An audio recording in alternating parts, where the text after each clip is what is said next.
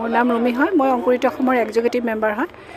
আজি আমাৰ যিখন আমি কৃষি এৱাৰ্ড পাতিছিলোঁ, কৃষি বঁটা পাতিছিলোঁ, আমি সফল হৈছোঁ।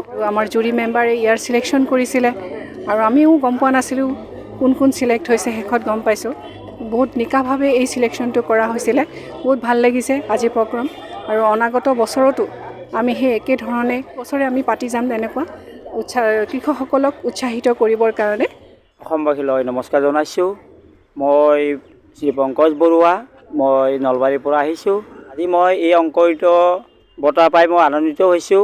মই আৰু নিশ্চয় ভৱিষ্যতে আগবাঢ়ি যাম, মই মনত আশা লৈছোঁ। আৰু এই অংকুৰিত বঁটা প্ৰদান কৰা তেখেতসকলক মই ধন্যবাদ জ্ঞাপন কৰিছোঁ। আমাৰ মাজত আজিৰ অনুষ্ঠানৰ মুখ্য অতিথি মাননীয় শ্ৰীযুত অতুল বৰা ডাঙৰীয়া তেখেত আহি উপস্থিত হৈছেহি। তেখেতক মঞ্চলৈ মই আদৰি আনিবলৈ অনুৰোধ জনাইছোঁ।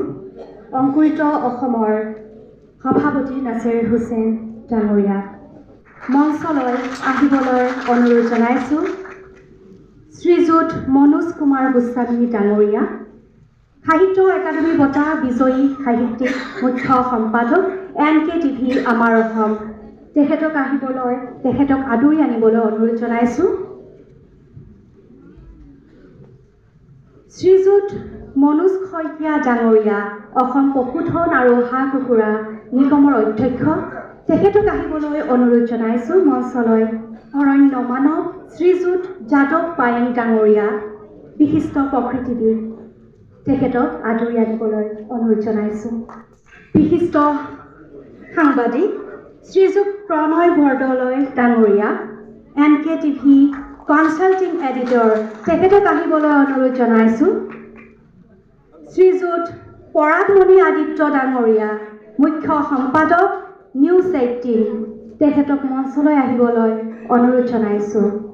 শ্ৰীযুত নিতুমণি শইকীয়া ডাঙৰীয়া, মুখ্য সম্পাদক প্ৰতিদিন টাইম, তেখেতক মঞ্চলৈ আহিবলৈ অনুৰোধ জনাইছোঁ। ধন্যবাদ। অতিথিসকলৰ সম্বৰ্ধনা অনুষ্ঠানৰ মাজতে আমি আগবাঢ়িম।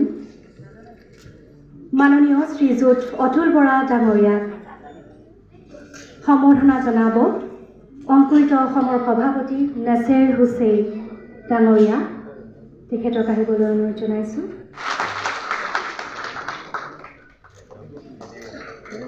এখনি ফুলাম গামোচা, এটি গছৰ পুলি, এটি মমেণ্ট আৰু লগতে এটি উপহাৰৰ টোপোলা।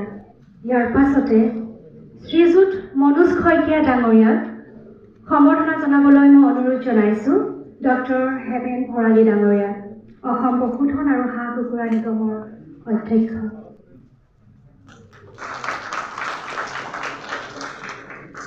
শ্ৰীযুত যাদৱ পায়েং ডাঙৰীয়াক সম্বৰ্ধনা জনাবলৈ অনুৰোধ জনাইছোঁ। অংকুৰিত অসমৰ সম্পাদক ৰমেশ পাণ্ডে চেত্ৰীক।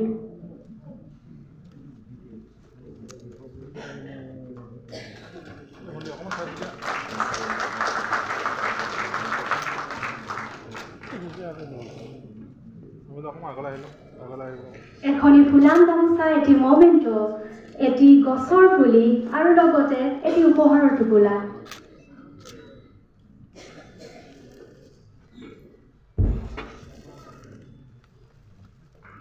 ইয়াৰ পাছতে বিশিষ্ট সাংবাদিক শ্ৰীযুত নিতুমণি শইকীয়া ডাঙৰীয়া এখনি ফুলাম গামোচাৰে সম্বৰ্ধনা জনাবলৈ অনুৰোধ জনাইছোঁ। নিৰেণ দাস ডাঙৰীয়াক।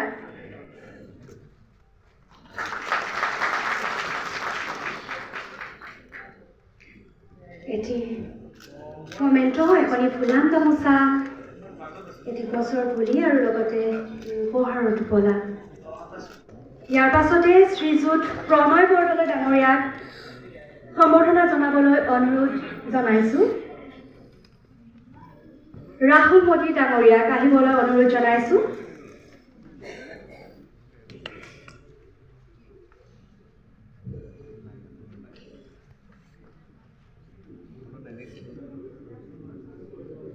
অনুপম হাজৰিকা ডাঙৰীয়াক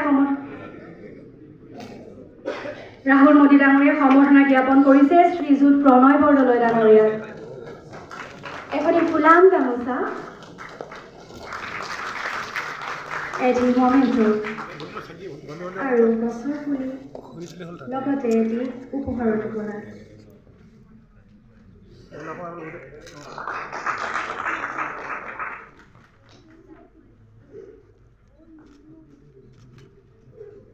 এখনি ফুলাম গামোচা, এটি মমেণ্টো, এটি গছৰ পুলি আৰু সৰু উপহাৰৰ টোপোলা।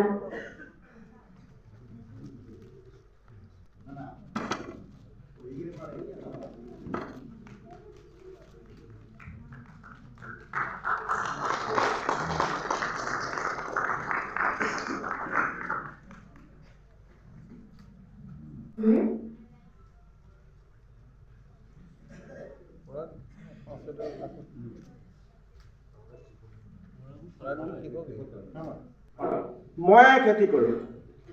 আপোনালোকে ভাবিব মই জীৱ জন্তুৰ মাজত খেতি কৰোঁ। মই একো তাত আপোনাৰ কেমিকেল ইউজ কৰি পেলাই মই তাত খেতি কৰা নহয়, কাৰণ জীৱ জন্তুৰে ভৰা, গড়ৰ পৰা ধৰি হাতীৰ পৰা শতাধিক হৰিণৰ পৰা ধৰি, সেইকাৰণে কেমিকেল ইউজ কৰি তাত খেতি কৰা নহয়।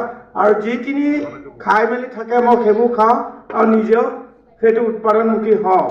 বিশেষকৈ এই বছৰ 10 কুইণ্টেল আলু ৰুইছিলোঁ, 100 কুইণ্টেলতকৈ বেছি উৎপাদন হৈছে, সেইবোৰ গোবৰত কৰা। সেইকাৰণে মই আগতীয়াকৈ কৰোঁ কাৰণে আগতে বজাৰটো পাওঁ, পইচাটো পাব পাৰোঁ। সেইকাৰণে আপোনালোক যদি আগতীয়াকৈ যদি অসমত খেতি কৰিব পাৰে, কৃষিৰ ক্ষেত্ৰত কৃষিৰ বস্তুবোৰ যেতিয়া দিয়ে সময়টো পাৰ হৈ যায়। প্ৰতিটো অসমৰ মাটিত যিখিনি খেতি কৰে নিজে উৎপাদনটো বুজি পাব। আৰু বিশেষকৈ সৰু ট্ৰেক্টৰটোৱে হাল বোৱাৰ কাৰণে আহুৰুকাটো কেঁচু নাইকিয়া হৈ গ'ল, ধানৰ উৎপাদনটো কমি গৈছে। সেই কথাবিলাক নিজে নজৰ ৰাখিব। আৰু জৈৱ বৈচিত্ৰ্য শেষ কৰি দিছে কেমিকেল ইউজ কৰাৰ কাৰণে। সেইকাৰণে মোৰ তাত যিখিনি খেতি কৰোঁ, মই যোৱা বছৰ 1.5 কুইণ্টেল সাৰ গছ সিঁচি দিছোঁ, কাৰণ হাতীটোৱে তাক বাৰিষা হ'লে খাব পাৰে। সেইদৰে এতিয়া ঘৰবিলাক আছে, আজি এবছৰ নোযোৱা হ'ল। তাহাঁতৰ কাৰণে এতিয়া আকৌ লখচা দুবৰি আকৌ তাহাঁতৰ কাৰণে ৰুব লগা হৈছে। ঘৰৰ ঠাইবিলাক কেনেকৈ জোপালৈ থাকে। তেওঁৰ ঘৰ 15 বিঘা মাটিত কৃষি, 7 বিঘা মাটিত উদ্যান শস্য কৰিছে তেওঁ। এটা বছৰত 3টা ৰকমৰ তেওঁ খেতি কৰে আৰু প্ৰায় 6জনকৈ ব্যক্তিক তেওঁ কৰ্মসংস্থাপন দিছে। নিজৰ লগতে তেওঁ আনকো কৰ্মসংস্থাপন দিছে। তেওঁলৈ আগবঢ়োৱা হৈছে এখনি 35,000 টকাৰ চেক আৰু লগতে এখনি ফুলাম গামোচা, এটি গছৰ পুলি, এখন মানপত্ৰ। ইয়াৰ পাছতে উদ্যান শস্য প্ৰথম স্থান পাবলৈ সক্ষম হৈছে প্ৰভাকৰ ডেকা। প্ৰথম স্থান পাবলৈ তেওঁ সক্ষম হৈছে উদ্যান শস্যৰ। ঘৰ তেওঁ মৰিগাঁৱত বেতনিত আৰু 2017 চনত থাইলেণ্ডৰ বগৰীৰ খেতি জিলাৰ ভিতৰত প্ৰথম কৰিছিল। 2017 চনত তেওঁ আৰু 18 চনত ড্ৰেগন ফুল আৰু 2019 চনত মালটা খেতি কৰিছিল তেওঁ প্ৰথমবাৰ।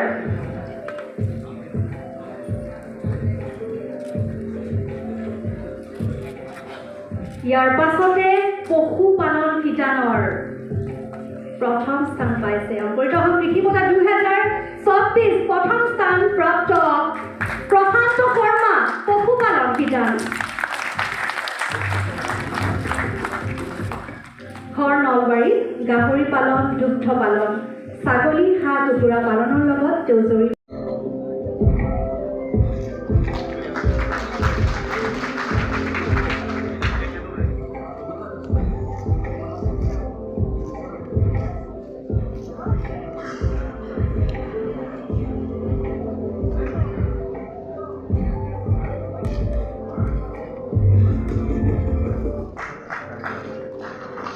সচিদানন্দ বৰদলৈ 3য় স্থান পাবলৈ সক্ষম হৈছে কৃষি শিতানৰ।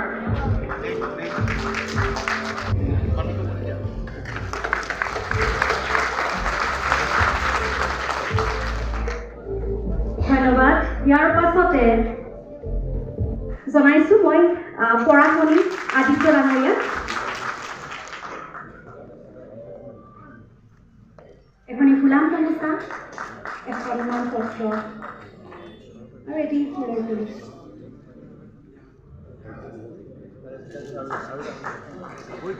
পশুপালন ৰোহিত সাথে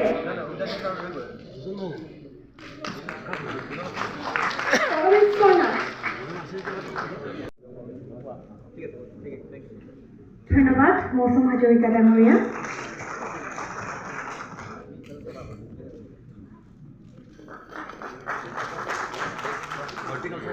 ইয়াৰ পাছতে পশুপালন কীটাণু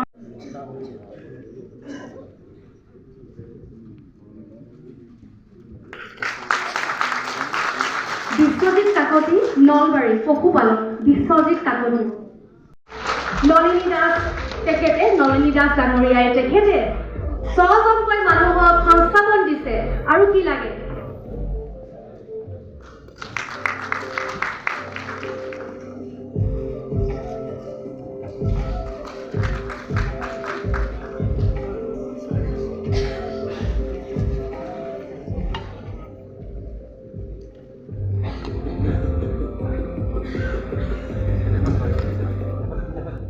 $15,000 এখন চেক লগতে ফুলৰ পুলি এটা এখন ফুলান গামোচা লগতে মান পত্ৰ।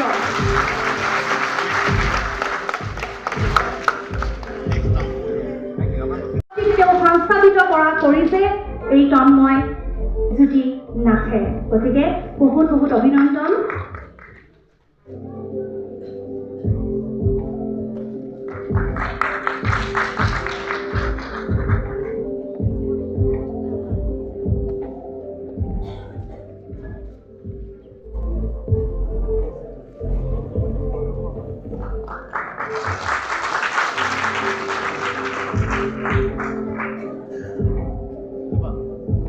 শত্ৰু বিঘা মাটিত তেওঁ মীন পালন কৰি আছে।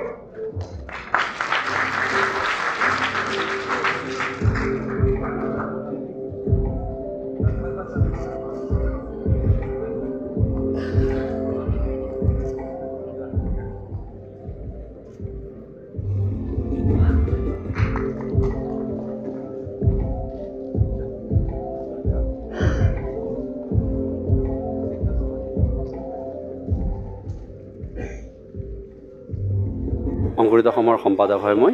অংকুৰিত অসমে আজি 4 বছৰৰ পৰা আমি কৃষি ক্ষেত্ৰত লাগি আছোঁ। কৃষি ক্ষেত্ৰত মানে গোটেই অসমত আমি খেতিয়কক কেনেকৈ উৎসাহ যোগাব পাৰোঁ, বিভিন্ন ধৰণৰ খেতি আমি কেনেকৈ কৰিব পাৰোঁ, মাল্টি ক্ৰপ আমি কেনেকৈ কৰিব পাৰোঁ, আমি চাইণ্টিফিক হিচাপত মেইজ খেতি কেনেকৈ কৰিব পাৰোঁ, সেইটোৰ ওপৰত আমি লাগি আছোঁ আজি 4 বছৰৰ পৰা। তো আমাৰ এই প্ৰচেষ্টা আমাৰ অব্যাহত থাকিব। আজি আমি এই এৱাৰ্ড ফাংচন কৰিলোঁ। সেইটোত আমাৰ গোটেই অসমৰ পৰা বহু খেতিয়কে আগভাগ লৈছিলে। অলমষ্ট আপোনাৰ 2728খন আমাৰ ফৰ্ম আহিছিলে গোটেই অসমৰ পৰা, চাৰিওফালৰ পৰা। তো তাতে আমাৰ জুৰি আছিলে, জুৰিয়ে আমাক চিলেকশ্যন কৰি 19জনীয়া আমি পুৰস্কৃত খেতিয়কক আমি এৱাৰ্ড দিলোঁ। 6টা ছেক্টৰ আছিলে, এগ্ৰিকালচাৰ, হৰ্টিকালচাৰ, কৃষি উদ্যান, ৰেচম, কৃষি উদ্যমী, তাৰপিছত আপোনাৰ মীন পালন আৰু পশুপালন। এই 6টা শিতান আছিলে। এই 6টা শিতানত আমি তিনিটাকৈ এৱাৰ্ড আছিলে আৰু এটাত আমাৰ মানে চবতকৈ ডাঙৰ এটা এৱাৰ্ড আছিলে, সেইটো হ'ল অংকুৰিত অসম কৃষি ৰত্ন বঁটা। আপোনালোকে ভিডিঅ'টো চাই ভাল পালে লাইক, কমেণ্ট, শ্বেয়াৰ আৰু চেনেলটো ছাবস্ক্ৰাইব কৰিব নাপাহৰিব। আজিলৈ ভিডিঅ'টো ইমানতে সামৰণি মাৰিছোঁ। ধন্যবাদ। জয় আই অসম।